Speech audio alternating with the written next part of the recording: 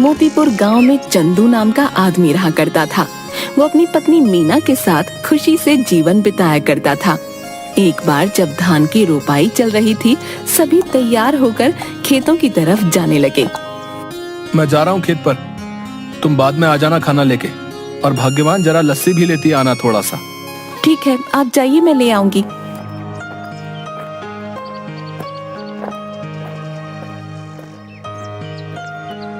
चंदू खेत में पहुंचता है। थोड़ी देर काम करता है, तभी खेतों की मेड़ों पर दो आदमी चल रहे होते हैं। उनमें से एक आदमी छाता लेकर चल रहा होता है। जमींदार करोड़ीमल और उनका मुंशी बाबूलाल। साहब, यह है चंदू, सुना है इसकी फसल बहुत अच्छी निकलती है। इस बार 8 बोरी चावल के लिए इसे बोल देते हैं। करीब है, 2 पैसा कमा लेगा तो दुआ ही देगा। ठीक है बाबूलाल, जाके इसे बता दो। जी मालिक। अरे ओ चंदू, सुन तो। क्या बात है बाबूलाल भाई? जमींदार साहब तुझसे मिलना चाहते हैं। मुझसे मिलना चाहते हैं? क्यों? अरे वो तेरी फसल खरीदना चाहते हैं, जा जल्दी जा। जी जमींदार साहब। आओ चंदू आओ, सुना है तुम्हारी फसल बहुत अच्छी होती है। क्या इस बार की फसल तुम हमें बेचना चाहोगे?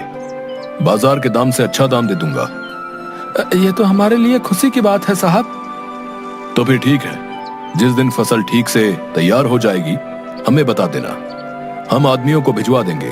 तुम्हारी फसल काटने में वो सब तुम्हारी मदद करेंगे और तुम्हारे घर पर पैसे भिजवा देंगे। उसके बाद जमींदार चला जाता है। चंदू फिर से खेत में वापस आकर काम करने लगता है। थोड़ी देर बाद मीना वहाँ आ जाती है। सुनिए जी, आ जाइए, आपके लिए खाना लेकर आई हूँ, और हाँ, साथ में लस्सी भी लाई हूँ। आता हूँ। इसके बाद चंदू मीना के पास पहुँच जाता है। लाओ लाओ, बड़ी भूख लगी है। लीजिए। मीना, जमींदार जी आए थे, जानती हो उन्होंने क्या कहा? क्या कहा? उन्होंने कहा कि वो हमारी इस बार की फसल खरीदना चाहते हैं और बाजार से अच्छे दाम भी देंगे। ये तो बड़ी खुशी की बात है। ये सब माता रानी की कृपा से हुआ है। मैं कहती थी ना, एक दिन सब ठीक हो जाएगा। माता रानी करे ऐसा ही हो। इसके बाद दोनों घर चले जाते हैं। इसके बाद चंदू सो जाता है। चंदू शाम को उठा और घर के आंगन में लगी क्यारी से सब्जियां निकाली। मैं ये सब्जी बेच के आता हूँ, ठीक है? सुनिए, आप समय से आ जाइएगा, रात होने से पहले। ठीक है। उसके बाद मंडी में सब्जियां बेचकर वापस आते वक्त एक मछली के ठेले के पास। मछली कैसे दे रहे हो भाई? भाई चंदू सुनो, तुम ये दोनों ले जाओ 100 रुपए में, मुझे जरा जल्दी घर जाना है। ये लो भाई 100 रुपए। आज मीना को कहूंगा मछली के गर्मा गर्म पकौड़े खिला दे। चंदू घर पहुंचा। अरे ओ मीना, कहाँ हो? ये लो मछली। आज पकौड़े खाने का दिल कर रहा है, जरा बना दो। जी हाँ ठीक है, लेकिन पहले आप हाथ मुंह धो लीजिए। इसके बाद मीना मछली पकाने लग गई। अरे वाह, तुम्हारा कोई जवाब नहीं।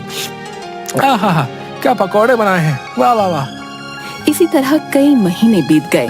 चंदू के खेतों में सोने की तरह चमकने वाली फसल तैयार हो गई।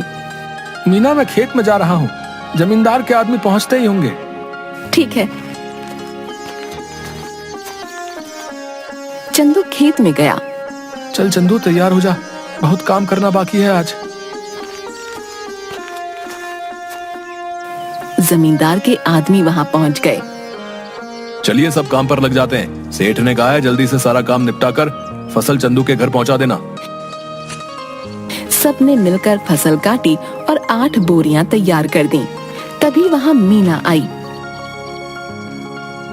ये क्या, इतनी जल्दी काम भी हो गया?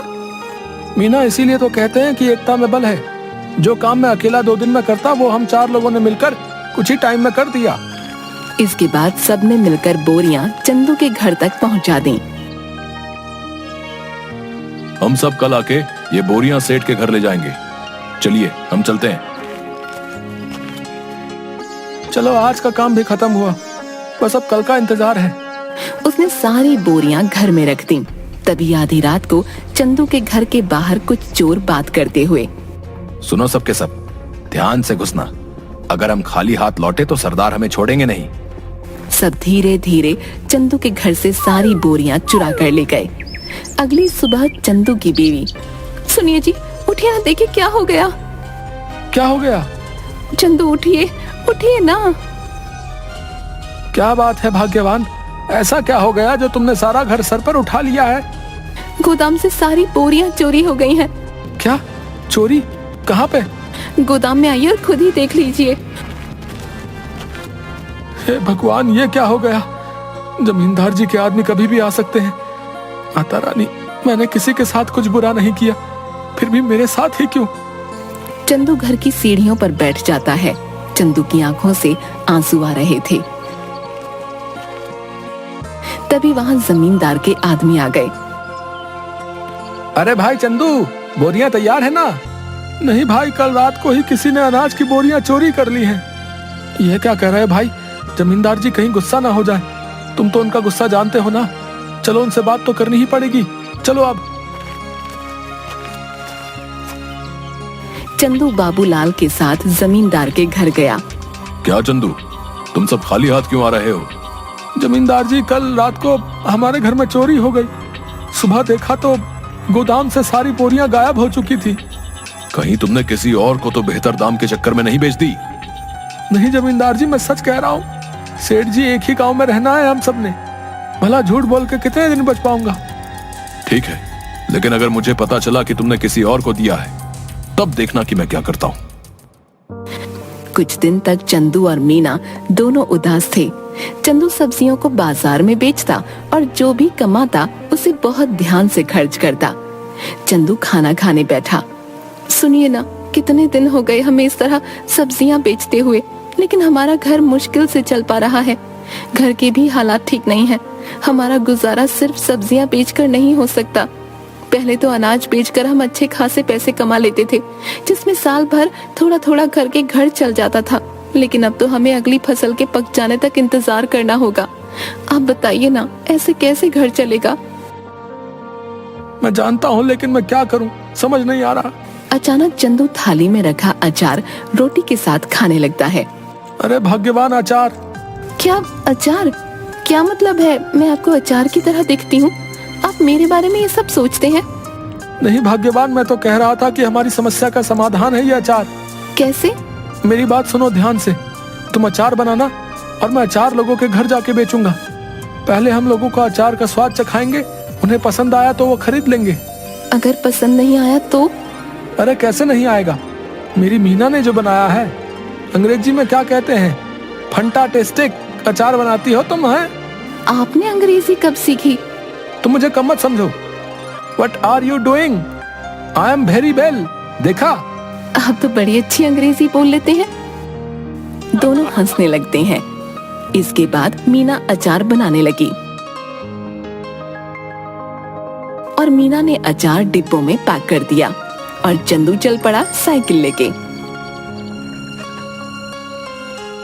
चंदू एक घर पर जाकर रुका। घर पे कोई है भाई? अरे चंदू भैया, आप यहाँ कैसे? ये क्या ले आए? अचार बेचने का काम शुरू किया है, इसीलिए घर घर जाके बेच रहा हूँ। अचार खरीदना चाहेंगी? जरूर, जरा चखाना तो भैया। औरत ने अचार चखा तो उसे बड़ा पसंद आया। भैया ऐसा करो, 1 किलो दे दो। कितना हुआ? 150 रुपए में। ठीक है भैया, अभी पैसे लेकर आती हूँ। चलता हूँ बहन। ऐसे करते करते चंदू दूसरे घर गया।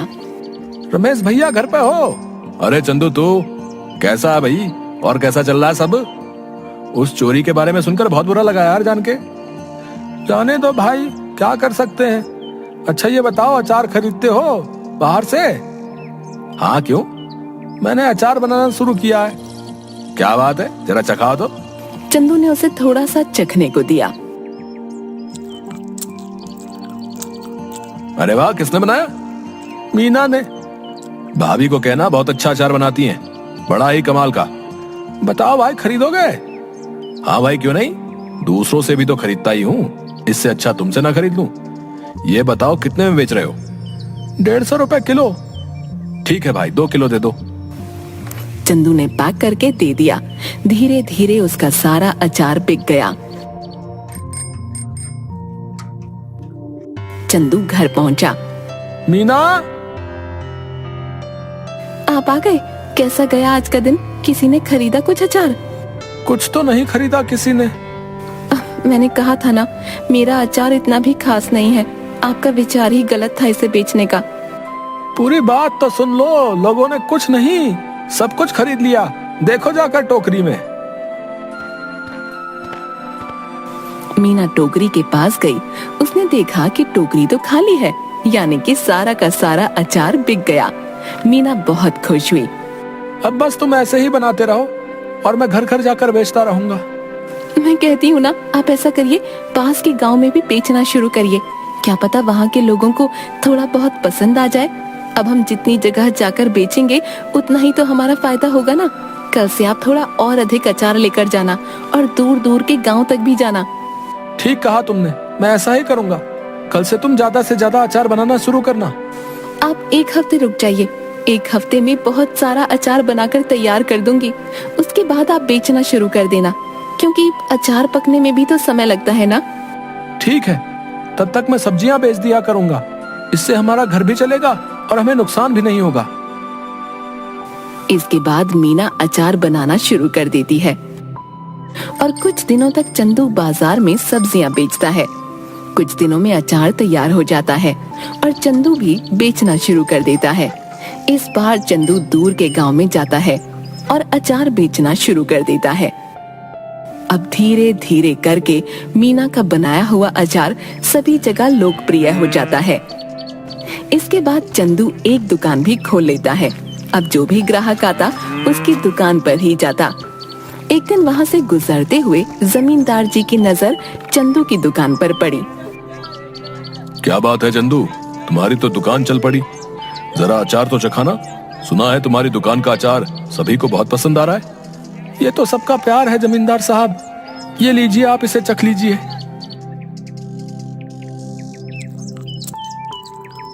ये तो बड़ा स्वादिष्ट है।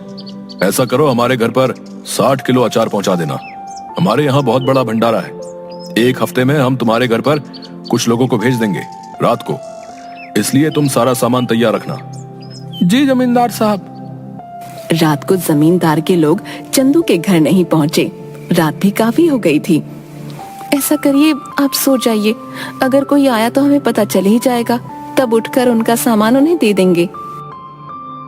तुम ठीक कहती हो, सो जाना चाहिए।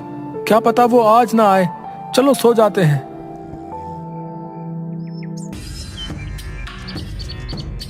अगले दिन जब चंदू और मीना उठे तो घर में फिर से चोरी हो चुकी थी। इस बार चोरी अचार की हुई थी। सुनिए, घर में फिर से चोरी हो गई है। किसी ने इस बार हमारा रखा हुआ अचार चुरा लिया। चंदू उठा और जाकर अचार जहाँ रखा था वहाँ देखने लगा। मैं जमींदार साहब को बता कर आता हूँ। उन्हें कहीं और से पता चलेगा तो कहीं वो गुस्सा ना हो जाए। ठीक है, आप संभाल लेना सब कुछ इस बार।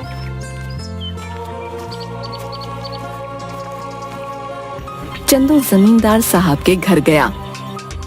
जमींदार साहब, इस बार फिर से आपके लिए जो हमने अचार तैयार किया था वो चोरी हो गया।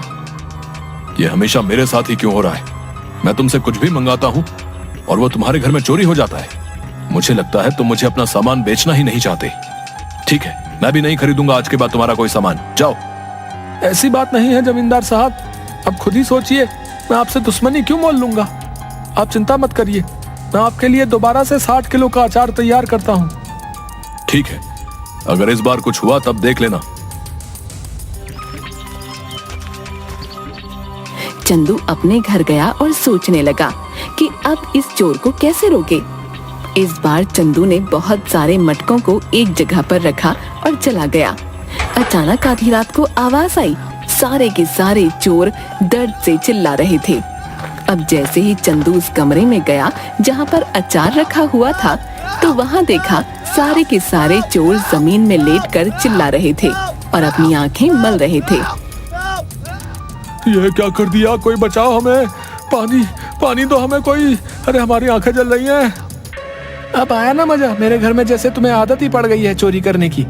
क्या मजा आता है तुम्हें ये करके? है इतना दिमाग चोरी में लगाते हो, कुछ और कर लेते ना। अभी तो चैन से अपनी जिंदगी बिता रहे होते, पर नहीं, तुम्हें तो चोरी ही करनी है। लो करो अब। अब चलो बताओ, क्यों कर रहे थे चोरी? ये सब हम अपनी मर्जी से नहीं कर रहे थे, हमें सब करने के लिए बाबूलाल ने कहा था। क्या बाबूलाल? भला उसे क्या जरूरत पड़ गई? ये तो मुझे नहीं पता, आप हमें माफ कर दीजिए, अब पुलिस को मत बुलाना बस। ठीक है, नहीं बुलाऊंगा, पर मेरी एक शर्त है, अगर गांव में तुमने दोबारा कभी चोरी की तो मैं बाबूलाल की मदद लेकर तुम्हें पुलिस के हवाले कर दूंगा। ऐसी नौबत नहीं आएगी चंदू भाई, हमें माफ कर दो। इसके बाद चोर चले गए। अगले दिन चंदू जमींदार साहब के घर गया। उसने जमींदार साहब को सारी बातें बता दी। जमींदार साहब, ये बाबूलाल ही है जिसने आज तक हमारे घर में चोरियां करवाई हैं। तुम कैसे कह सकते हो कि सारी चोरियां बाबूलाल ने ही कराई हैं? क्योंकि कल मैंने खाली मटके गोदाम में रखवाए थे और दरवाजे के ऊपर मिर्च की थाली रखवा दी थी। जैसे ही उन्होंने दरवाजा खोला, उनके ऊपर लाल मिर्च गिर गई और उन सबकी आंखों में जलन होने लगी और वो चिल्लाकर पानी मांगने लगे। बस मुझे पता चल गया, मैं उनके पास गया तो उन्होंने तोते की तरह सब उगल दिया। इस बाबूलाल को पकड़ लो और पुलिस को फोन करो। तभी सेठ के आदमी बाबूलाल को पकड़ कर लाते हैं। मुझे माफ कर दीजिए जमींदार साहब, कुछ कीजिए, भला मैं इतने सालों से आपके यहाँ काम पे हूँ, कुछ रहम करिए। मुझसे क्या माफी मांग रहे हो? गलत तो तुमने चंदू के साथ किया है, उससे माफी मांगो जाओ। मुझे माफ कर दो चंदू, मैं आज के बाद कभी ये सब नहीं करूंगा। लालच में मुझसे बहुत बड़ी गलती हो गई। गलती तो तुमसे हुई है, लेकिन तुम्हें छोड़ देना मेरे बस में नहीं। आज तुम्हें छोड़ दूंगा तो कल कोई और चोरी कर लेगा। उनके पास एक सबक जाना चाहिए कि जैसा करोगे वैसा भरोगे, इसलिए मुझसे किसी चीज की उम्मीद मत रखो। तभी तो पुलिस वाले आकर बाबूलाल को गिरफ्तार करके ले जाते हैं। भाइयों, अचार ले आओ। बहुत सारे आदमी अचार के भरे मटके ले आए। ये लीजिए जमींदार साहब, इस बार आपके घर में हमारा सामान आखिरकार पहुंच ही गया। ये लो तुम्हारे पैसे चंदू। तुम सच में ईमानदार और मेहनती किसान हो, हमें तुम पर नाज है। आपका बहुत शुक्रिया सेठ जी, चलिए अब मैं चलता हूँ। इसके बाद चंदू अपने घर लौट गया और इसके बाद से चंदू के घर में कभी कोई चोरी नहीं हुई और चंदू का काम बहुत अच्छे से चलने लगा। उम्मीद है कि आपको हमारी ये कहानी पसंद आई होगी। कृपया हमारे चैनल को सब्सक्राइब करें और सभी अपडेट्स के लिए बेल आइकन जरूर क्लिक करें। और हाँ, वीडियो लाइक और शेयर करना मत भूलिएगा। Bye bye.